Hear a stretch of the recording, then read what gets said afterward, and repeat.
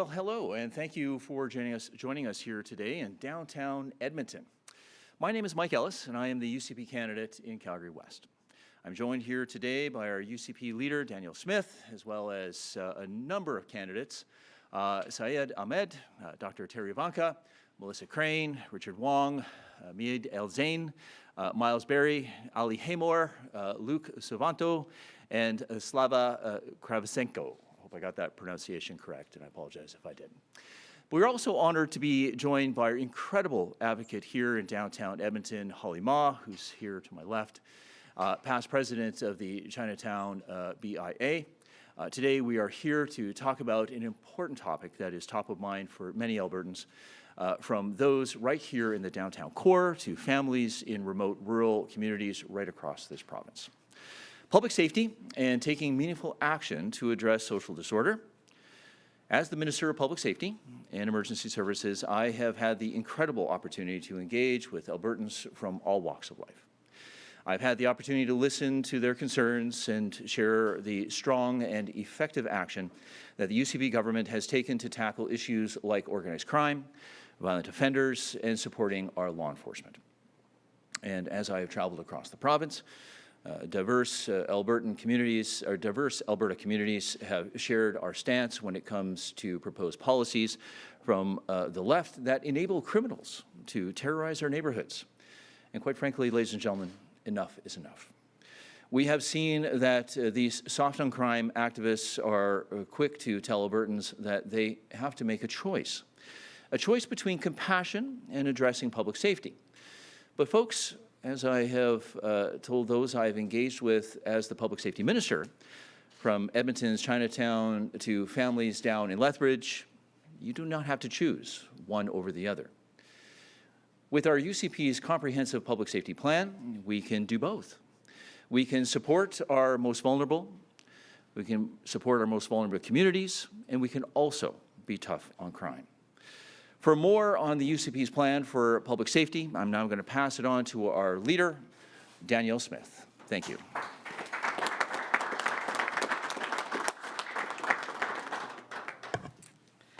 Well, thank you, Mike, and thank you all for being here today. I'm pleased to be joined by Mike Ellis, United Conservative Party candidate in Calgary West and former police officer.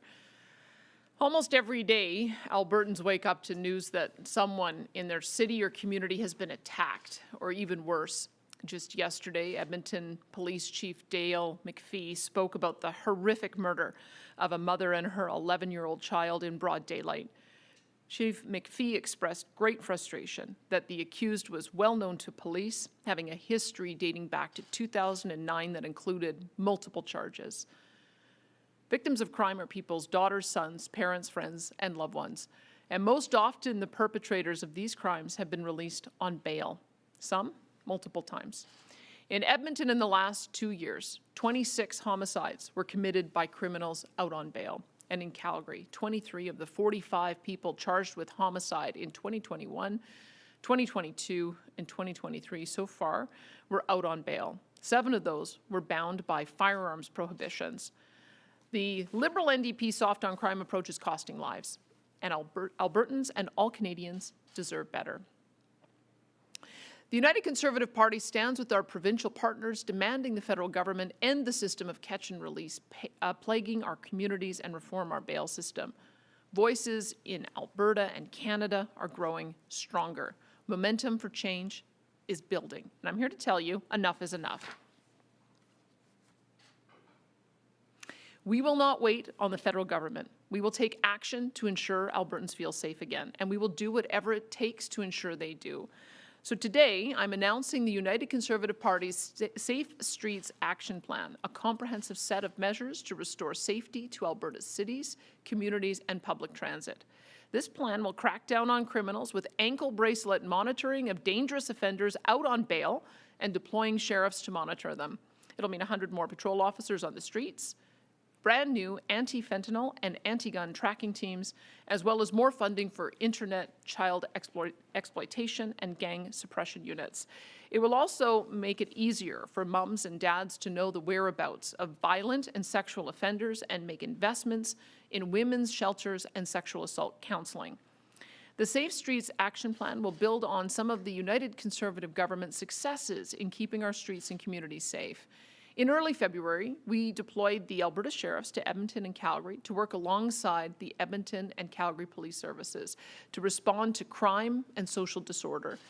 In the first weeks of the pilot programs in Alberta's major cities, more than 4,500 outstanding arrest warrants were executed and close to 400 charges were laid. That's why a re-elected UCP government will extend the pilot projects to the end of the year and beyond that if necessary. Having more boots on the ground patrolling our streets and communities is working, and we know that more boots on the ground are needed to continue protecting Albertans, which is why our United Conservatives will keep our commitment to add 100 more officers to help Edmonton and Calgary address chronic and worsening crime, particularly in downtowns and on transit. Their sole duty will be to patrol streets to ensure people are protected. And we know Alberta sheriffs have the skills and ability to further help in the protection of Alberta families and the safety of Alberta streets. And that's why, in addition to extending the pilot project, we'll expand the use of Alberta sheriffs in the 24/7 bail monitoring process for higher risk offenders released on bail. With the assistance of the Alberta sheriffs, we will ensure that criminals out on bail when they shouldn't be have more eyes on them. There is no free pass in Alberta. And to better monitor violent or sexual offenders out on bail, a re-elected UCP government will provide ankle bracelets. A re-elected United Conservative government would establish specialized sheriff-led anti-fentanyl and anti-gun trafficking units to target illegal supplies coming across the U.S. border. Fentanyl is a scourge on our families and our communities. Alberta has a world-leading approach to addictions and mental health, and the United Conservative Party is here for any Albertan trapped in a deadly and destructive spiral so that they can heal and reach their full potential. But we need to be able to stop drugs before they reach Alberta's streets, and that's why these units are so crucial. Specialized teams have the ability to focus on a single priority instead of being pulled in multiple directions. And that's why United Conservatives are also committed to increased funding for specialized gang suppression units through the Alberta Law Enforcement Response Teams, or ALERT. Because gang violence isn't just a threat to individuals, it's a threat to our communities and to our children. As part of this increased funding, the UCP will look to create a provincial cybercrime unit, a provincial DNA lab, and help ALERT increase its monitoring of expensive catalytic converter thefts, which is increasingly used to fund gang activity. And will provide additional funding to ALERT's Internet Child Exploitation Team to ensure fewer children are victimized and offenders are brought to justice. Albertans should be able to walk downtown and walk in their communities without having to look over their shoulders. This is non-negotiable. And we have a right to take public transit without fear of crime and open-air drug use. We will address gang violence, expand access to mental health and addiction treatments, and keep violent and sexual offenders off our streets. We are putting criminals on notice that Albertans will no longer tolerate being harassed and frightened or victimized. We will do whatever it takes for Albertans to feel safe on their streets, in their homes, in their communities, and riding public transit, period. And the United Conservative Party's Safe Streets Action Plan will do just that. Thank you, and I'd now like to invite Holly Ma of the Chinatown and Area Business Improvement Association to say a few words.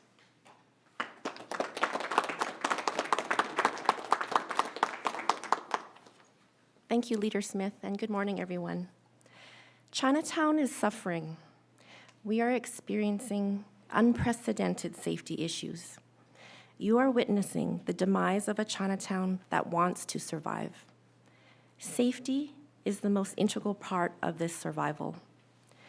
We have started to see the positive effects of the Healthy Streets Operations Center, but recognize that boots on the ground are spread too thin. Our seniors are afraid to come down to buy groceries. Our parents are reluctant to bring the children down for Chinese school. Our businesses keep their doors locked during operating hours. Our community has experienced the random murders of our shopkeepers. Entire businesses have been destroyed by arson. Broken windows and damages in the millions. Building after building leveled by arson. Through the city, we have incidents on our public transportation. Last week, the random murders of an innocent mother and child. This all must stop. I'm here because I love my community, and we want to see the suffering on our streets come to an end. We need help. We need action. Thank you. And thank you. And Mike Ellis will take the podium again. Thank you.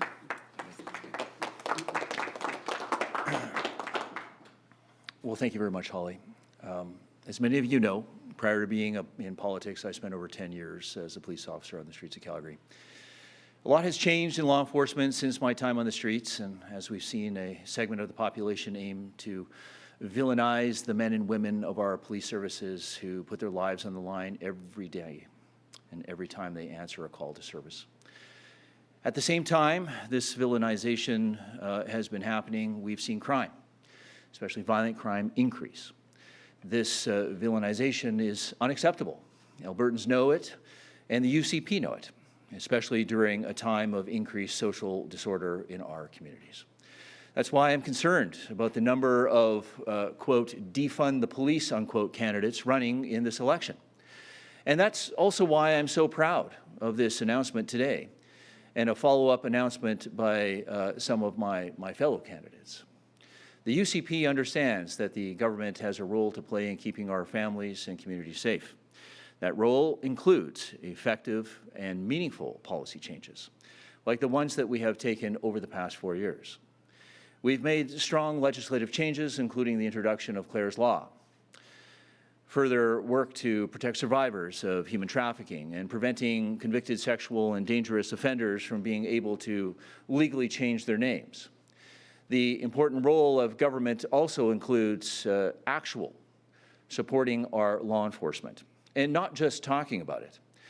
You know, I was humbled to take a significant action on this over the past 6 months with the creation of the new teams and increased funding for existing units. And the UCP is committed to continuing this work.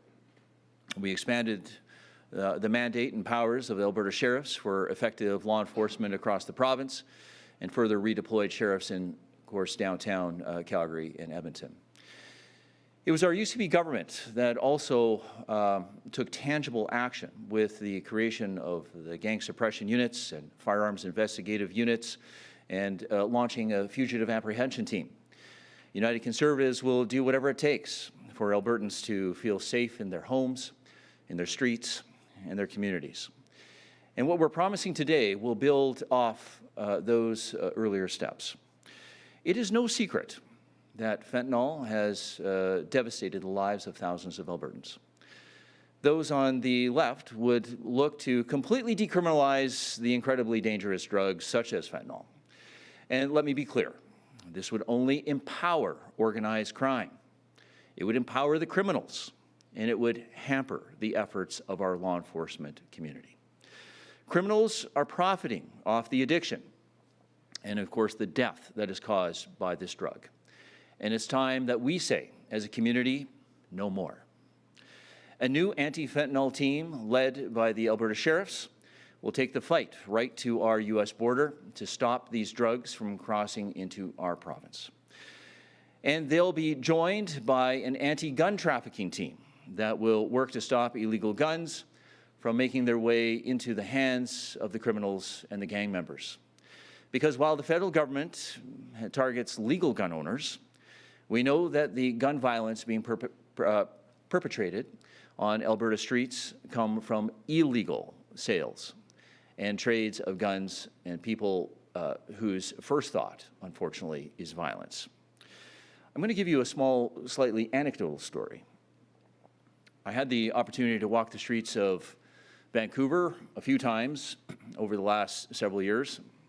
I recommend people not go and walk the streets of Eastside Vancouver. It is extremely dangerous. Those are not just my words. Those are the words that were coming from the law enforcement community in that particular area that I was speaking with. But I want to talk to you about a young fellow by the name of Colin. Colin was out with us. Colin's in recovery. Colin is a young gentleman who is spent a good portion of his life in jail. If you looked at Colin, you would probably be intimidated by Colin. He's, he's got the, he He has a serious history when it comes to being part of a gang, and he certainly has a serious history of incarceration. But Colin and I got to know each other, and we talked. And, you know, I asked him how long he had spent in jail. And he had indicated that he had spent probably over, you know, in and out of jail for probably well over 8 years. And of course, in Canada, that's actually a significant amount of time. Because of his addiction, I believe that I made an assumption that he was, you know, doing petty thefts in order to, you know, assist with his habit. Usually it was fentanyl or quite frankly, crystal meth or a combination thereof. And Colin very sheepishly put down his head, and he's like, "No, sir, Minister, that's not the crimes I was committing." And I said, "Oh, wow, okay. What crimes were you committing?" "I was committing armed robberies right across Canada, getting firearms, going to banks, other institutions, hopping on top of the tables and the desks, pulling out a gun, and basically saying, 'Give me all the money.'" And he was doing that in order to feed his habit. Now, I can tell you, I asked Colin, I said, "Colin," I said, where did you lawfully purchase that firearm?" I said. He looked at me with very stunned amazement. He said, "Minister, what are you talking about?" He said, I didn't lawfully purchase this gun." He says, "We get it because it's smuggled across the border from the United States." And that's the point I'm trying to make. The evidence that comes, whether it be through anecdotal stories, or whether it becomes through our folks from the Alberta law enforcement response teams, will tell you that these illegal firearms, which are creating havoc in our communities, are not coming from lawful gun owners. They are coming from the United States, or they are coming from lawful gun owners who have been robbed. That's the fact. Now, I must give credit to Colin as well. Although he's lived a very tough life, his addiction, he's overcome his addiction. And as a result of overcoming his addiction, he is leading a very productive life. So recovery, ladies and gentlemen, for anybody listening, and you all know that I was Minister of Mental Health and Addictions, recovery is possible, and that's why we put all these supports in place. So folks, I just want to let everybody know that United Conservatives, we're putting criminals on notice. And our message to those who prey on our most vulnerable in our communities is quite simple. Enough is enough. Albertans are no longer going to tolerate being harassed or frightened or victimized. We're the only ones with a credible plan that puts families at the center of safety, because as citizens, you have rights too. You have a right to live in your community, free of violence and social disorder. You have a right to take transit to school or work without harassment. And your children have a right to play on the streets without fear. The UCP is committed to protecting those rights, and we look forward to being able to continue that important work. And with that, we will turn it over to questions. All right, thanks everybody. They have quite a few questions today, and so everybody please just line up the mic if you have a question, please your name and your outlet, and we will be taking one question so we can get through as many as we can. Go ahead. Hi there, Janet French from the CBC for the Premier. A question about evacuation payments. Some evacuees are telling us that this wildfire situation is very different than the Fort McMurray wildfire situation, that they're being displaced multiple times and would therefore not qualify for the evacuation payment under the current structure. How much wiggle room is there to reconsider changing the payment program so that more evacuees would qualify? You know, we're going to have a telephone town hall tonight with anyone who's been evacuated so that we can get some feedback from them on what is working and where they might need more support. The policy that had been passed in 2020 was related to those who had been displaced for 7 days or longer. It initially was only for uninsured losses, so things like floods. We made the decision to have that exemption right away. That was one of the reasons why we had our Emergency Management Committee meet, so that even those who might be able to get insurance would be covered. And the importance of that is, as I talked to insurance companies, I discovered that many of them have deductibles, and so we wanted to make sure that people were supported. Plus, Red Cross had 3 days that they were providing for hotels. I recognize that might be particularly challenging. I do believe Evansburg and and we still have returned home. So we'll get feedback on this, and depending on what I hear, I will certainly take that back to our cabinet for discussion. I think we all realize, though, that if somebody's been out displaced for 7 days or longer, it's pretty clear they're going to need additional support. So that was the thinking behind it. But we started with an initial policy, made an amendment, and if we need to make further amendments, I'll bring that back to my emergency cabinet. Joëlle Bouchard from Radio-Canada. My question is about military help from the federal to help fight wildfires in Alberta. Do you know when that help will be coming? And in your opinion, is it coming fast enough? I would say that the federal interagency support has been there from day one.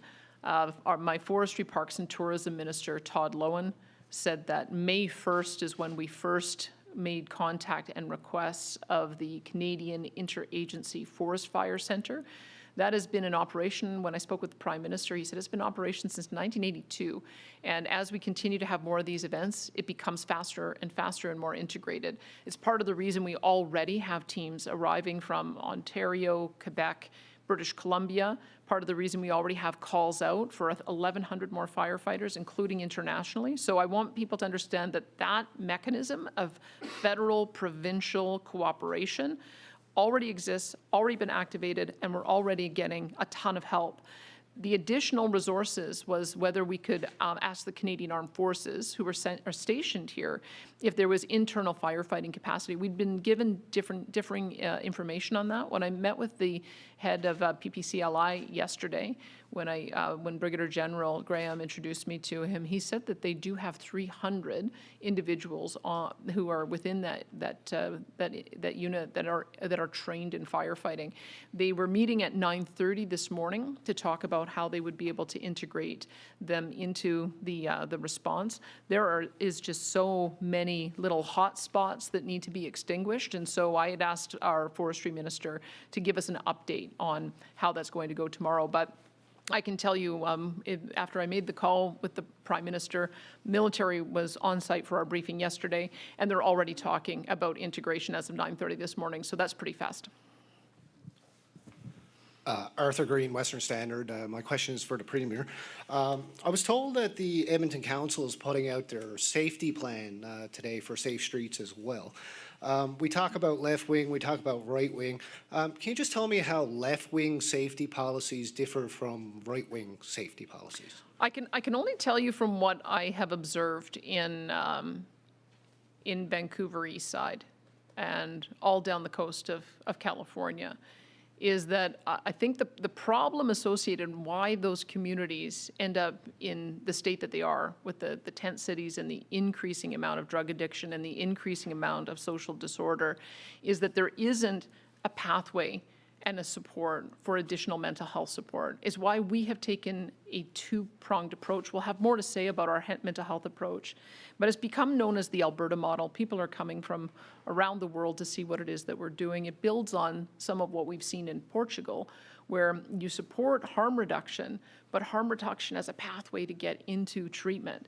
It's why we, when Rachel Notley was Premier, she had a $40 per day charge on mental health beds. We immediately removed that service fee, that user fee, so that we had free access to publicly funded treatment beds. We increased our amount of treatment beds. We now have the capability to treat 29,000 people per year.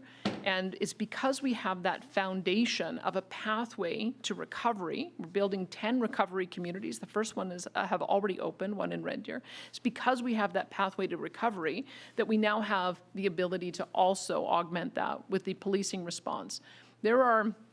Anytime you can confront somebody on the street, there's sort of two different pathways. Some are really do have a mental health addiction or healthcare concern and crisis, and we have to have a pathway to help those folks.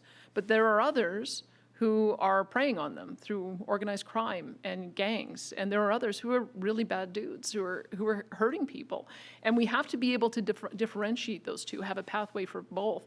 That's what I think is missing in the sort of a more left-wing response. I don't think that they're tough enough on either. I don't think that they give enough access to treatment, and I don't think that they give enough enforcement on those who mean to harm us. And that's why we have such a different policy. And I think our policy is going to work. You can already see the results. The third aspect to this, which is really alarming to me, which I certainly do not want to see in Alberta, and we've taken a strong stance against it, is what has become known as safe supply. And I must tell you, I don't think there is such a thing as safe supply of heroin or fentanyl or crystal meth. We will not be providing government-funded drugs to people. We will be finding a pathway for them to be able to get off those harmful drugs. And you can already see the results in Vancouver. They took the safe supply approach about 2 months ago, and they are now getting, the last story I saw on this, 45 calls a day of people who are overdosing. That's up double in 2 months. So that's what I would say. There's sort of three big aspects about what's different between our approach and what we would see with a left-wing approach. Sure, and Catherine Gurkowski, Alberta Today. We're going to be seeing more frequent and intense natural disasters, whether it be wildfires or flooding, and I'm hoping you can tell me what your mid to long-term climate resilience plan is. Is it more emergency contingency funding? Is it flood mitigation projects? What's the mid to long-term plan? Well, there's a couple of aspects. I'm sure you saw our emissions reduction and energy development plan that was released a couple of weeks before the election call. And that charts a pathway for us to align with the federal aspiration of being carbon neutral by 2050. So we are going to work with federal counterparts in order to reduce emissions in a way that's logical, practical, affordable, and makes sense for our province, which means having transition to reduce emissions but continue to rely on bitumen beyond combustion, hydrogen, having a geothermal, lithium development, having export of LNG, as well as ultimately introducing small modular reactors. So we know that there has to be some work on that side. But I think what more practically what people need to see is that as long as we're going to have severe weather events, and we do, we've had numerous severe weather events. My experience when I was last in politics was the Southern Alberta floods. Prior to that had been the Slave Lake fire. We saw the Fort McMurray fires not too long ago, and now we're experiencing this again. And just to put this into context, because I toured the Emergency Management Agency yesterday, and talked to one of the experts who are monitoring the forest fires, is, well, how does this compare to a typical year? In a typical year, he said, maybe you'd have 30,000 hectares burned. And we've already had 390,000 hectares burned. So it's already 10 times the typical fire year, and we're really just getting started. So it's an extraordinary, unprecedented event, which is I think what we have to be prepared for in future. So we have a number of programs for doing fire smarting of communities. I know that back in 2005, George Greneville did a flood report where he identified communities that were at risk. And I think that what we're going to have to see is more coordination, and I hope that comes out of this coordinated province-wide report or response that we have right now, of helping to assist our municipalities and ensuring that they have all of the measures that they can take in place in order to have avoidance so that we don't have these kinds of instances. But I think we will always have to be a lot more nimble, as we've had in this case, to making sure that the province steps in with their resources as soon as a fire gets out of hand. For small municipalities, it can exhaust their resources very quickly. And so I'm just so pleased to see the level of coordination that we have. But I think we have to go back and realize that we may not be able to stop these kind of severe weather events, and we have to do a lot more to protect communities so everybody feels safe. Hi, Audrey Neveu, Radio-Canada. The Canadian Press reported this morning that some former firefighters report that your government's eliminating of the Rappel firefighting program is making it harder to fight fires right now because they can't be stopped early on. So how much of this current emergency give you pause to reconsider restarting this program? Look, we're going to have to make sure, as I said, having a 10 times worse fire event from what we've ever seen historically is obviously going to have to make us analyze what it is that we need to have for baseline support, especially since we have the Interagency Forest Fire Center that allows for us to provide additional support to other provinces and internationally.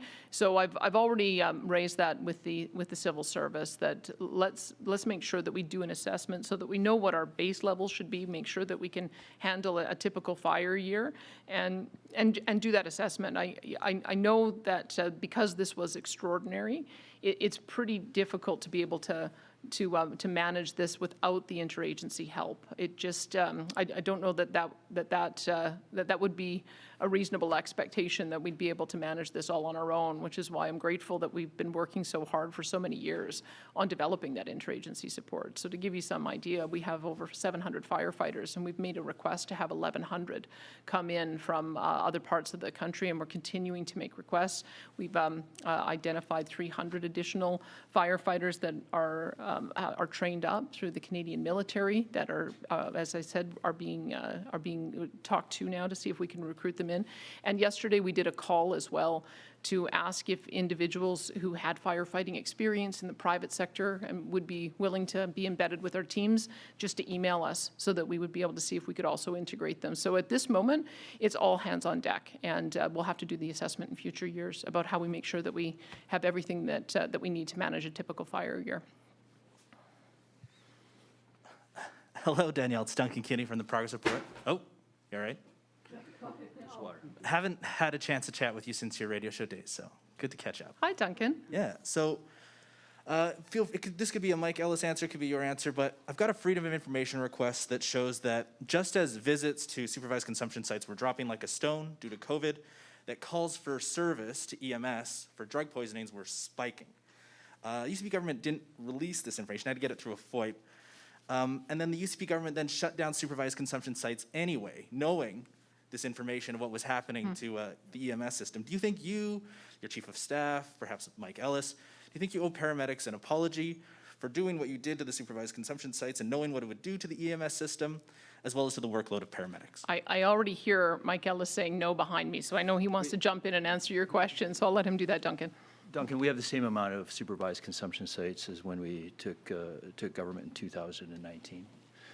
We're looking at opening up more supervised consumption sites in the Edmonton area, and that work is continuing to be ongoing. So, look, I mean, as I've said before, you know, this fentanyl overdose is a very, very complex problem. There is no one single silver bullet solution to this problem. You know, there's some people that want to believe that the only answer is supervised consumption sites. And as I've said before, and I'm pretty sure you have been in the room, is that it is part of the continuum of care. It is just not the answer to a very, very complex problem. Yeah. Questions about paramedics? Sorry, just ask the question again about paramedics. Do you feel you owe anything to the paramedics for what you did to their workload, for increasing what you did to the EMS system and how you increased it? Okay, well, I would say this, that the issue of this fentanyl crisis is worse than I've ever seen. We've got stats going all the way back to prior when fentanyl entered the picture, and the level of overdoses have not returned to what they were before. And that's why I think fentanyl, that's why I say I don't think there's such thing as a safe supply. It's very, very serious. When it comes to paramedics, I feel very proud of what we have done in the last 4 months to improve support for our paramedics. We've ended the system where they were waiting 15 to 20 ambulances deep at all of our major acute care facilities. We have a drop-and-go system. We have got nurses on site to receive patients. And at any given time, we have 10 to 15 trained ambulance units ready to respond in Calgary and Edmonton. We have effectively ended the EMS code reds, EMS red alerts. We almost always have ambulances available, and these have been the remarkable changes that have happened since Dr. John Cowell became the official administrator. I would encourage you, Duncan, to go and ask some paramedics about what the current state of the EMS system is, because it is one of the biggest success stories and one of the biggest reasons why I feel so proud that we made a different approach on Alberta Health Services and put Dr. John Cowell in there. Okay, let's go to Lisa, and then I have to hit the phone lines. Thank you. Hi, it's Lisa Johnson from the Edmonton Journal. I have some questions just about the specifics of this announcement. Yeah. The press release noting that you plan to make it easier for moms and dads to know the whereabouts of violent and sexual offenders. I'm wondering if that relates to the bracelet monitoring program or what specifically that is. And I'm also wondering if you can clarify what this other clause means, make investments in women's shelters and sexual assault counseling, because we saw obviously with the budget, the Association of Alberta Sexual Assault Centers Services called your budget a snub. It was $10 million lower than their request. They'd requested a $14 million increase to deal with the demand, and I think $4.2 million is what the budget saw increased to them. And as you know, that kind of preventative service obviously prevents homelessness, addiction, some of the things we're talking about today. Yeah. So I'm wondering if that means the UCP has plans to increase that budget line more.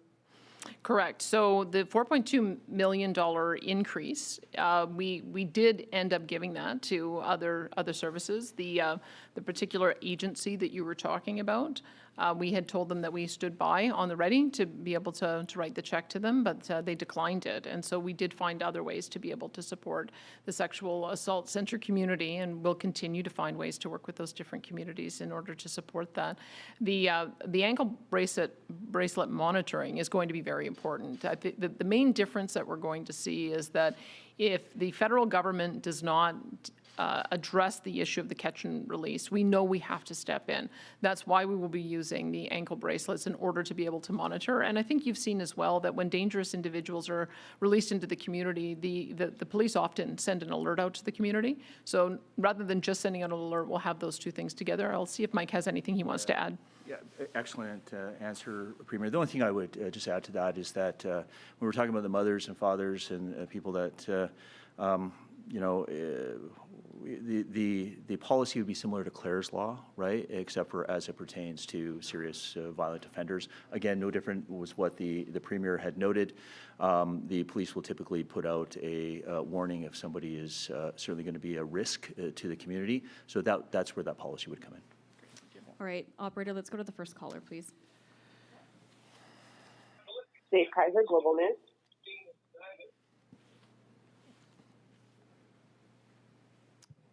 Good morning. Sorry about that. I was just trying to unmute there. My question for the UCP leader, Ms. Smith. I've seen numerous reportings now from Take Back Alberta gatherings making claims that they put you in that premier's chair and they have people in your office to ensure decisions which they approve of are made. So the question's simple. Does Take Back Alberta have control of you or the UCP? Do you consult them on decisions? And if not, why is this group claiming otherwise? Well, look, I mean, we are a one-member, one-vote party. We have 120,000 members. We have a variety of different individuals who have a variety of interests and get involved with us for a variety of reasons. But we don't have specific caucuses or dedicated positions in our party for anyone, unlike the NDP. I mean, the NDP has dedicated positions on the provincial council for every union, including the Alberta Federation of Labour. They have dedicated delegate positions. They have a dedicated vote for their provincial leader when they have leadership contests. And the membership in the NDP means that the Alberta NDP is the provincial wing of the federal NDP. And so I guess I would say that when you look at the two-party structures, one member, one vote in our case, versus the embedded structure of the federal NDP and the unions in the NDP, I would think that Ms. Notley has more to answer for on that. Operator, next caller, please. Jason Herring, Calgary Herald. Hi, for the Premier. Shortly after you were elected UCP leader, the UCP board disqualified Livingstone, the cloud candidate Nadine Wellwood, who had made some social media posts comparing public health measures to oppressive Nazi Germany policies, and we've now heard comments that you made in 2021, where you compare Albertans who took COVID-19 vaccine supporters of Adolf Hitler. So I'm wondering, is the standard set with your party's handling of Nadine Wellwood one which should apply to yourself, and if not, why? Look, COVID was a really difficult and frustrating time for everyone, including me. And I don't think that there is a single one of us that wasn't deeply impacted in some way. Sometimes I let my frustrations get to me during that time. I clearly shouldn't have. But when I got elected, I vowed to put those dark days behind all of us. It's part of the reason why a few weeks ago, when I went to a Red Deer prayer breakfast, one of the things they asked when they were saying that, what what do you want us to pray for? I said, you know what, let's just pray for every Albertan, that each of us can get over the trauma of the last 3 years in our own way. Every single Albertan was hurt over that period of time. And it's why I vowed when I got elected that we were going to put it in the past, that we were going to look forward, that we were going to make sure that this was a place where everybody from every walk of life felt valued and respected and optimistic about the future. And that is what I'm going to continue to do. All right, operator, let's go to our last caller.